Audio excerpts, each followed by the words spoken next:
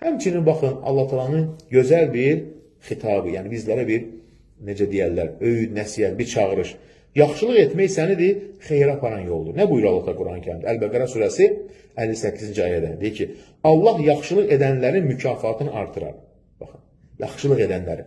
Yəni, yaxşılıq etmək sözlə, kiməsə yardım etmək, kiməsə yol göstərmək, əl tutmaq. Yaxşılıq etmək deyəndə insanlar sadəcə düşünürlər ki, mənim pulum varsa sədəqəyə verim. Xeyr, Peyğəmbərimiz buyurur ki, insanlarla gözəl təbəssüm eləmək deyir, yəni insanı sevindirirsə sədəqədir deyir.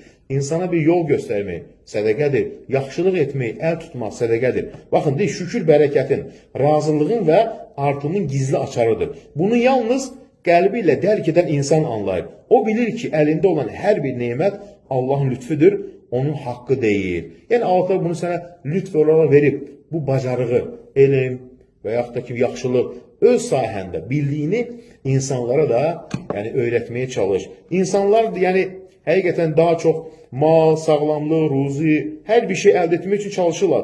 Lakin çox insanlar bilmirlər ki, nemətlərin artmasının ilk səbəbi nədir?